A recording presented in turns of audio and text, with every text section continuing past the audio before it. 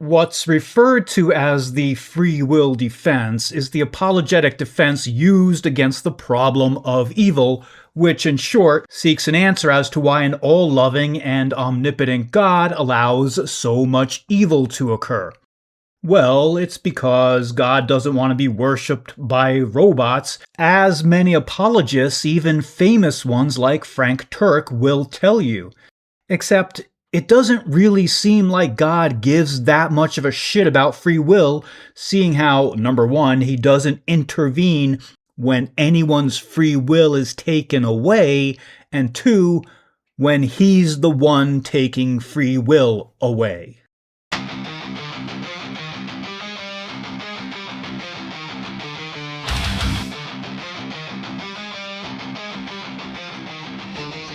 Welcome to another episode of Noah's Snark. I'm Atheist Josephina. A quick one today.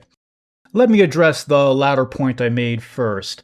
There are numerous times God interferes with free will in the Bible. The most famous is when he hardens Pharaoh's heart so that he won't let the Israelites go, so that God then has justification for punishing Pharaoh's kingdom.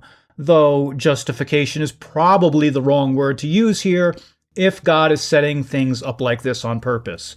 Anyway, God punished Pharaoh's kingdom with 10 plagues, one being the death of all Egyptian firstborn, who, in being punished by God for something they didn't do, had their free will taken away by God.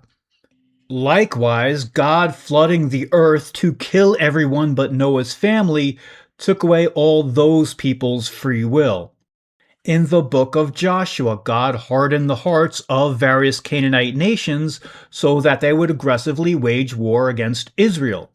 And in the New Testament, in 2 Thessalonians chapter 2, verse 11, it says that God will send a powerful delusion upon people who previously rejected the truth, taking away their capacity to believe correctly, so they will face the ultimate consequences for their unrighteousness.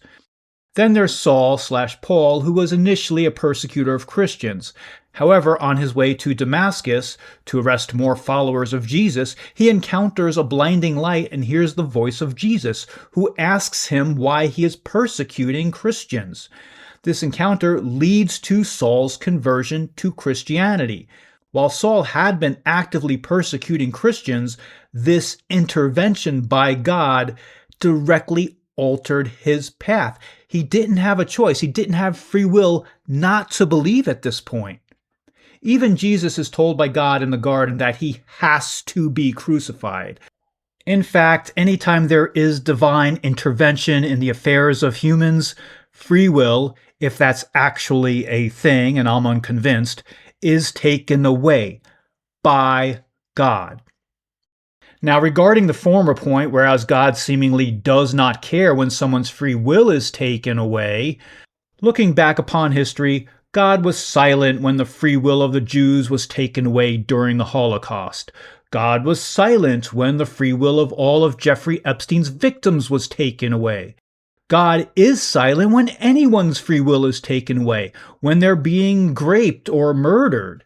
As far as the Bible is concerned, God did not care when Satan took away the free will of Job's family members. In fact, God specifically allowed Satan to mess with Job's family and kill them. What are we supposed to conclude from this? It's clear God does not have a lot of respect for free will. Yet, most apologists will say, free will is so important. All the evil we see and experience is the consequence. It's a necessary consequence because God doesn't want to be worshipped by robots. But you can't have it both ways. You can't say free will is so important while at the same time being aware God disrespects the importance of free will. So there you have it. Does God care about free will? No. He doesn't. So maybe apologists should stop using this line because it doesn't make any sense. It doesn't hold up under any scrutiny.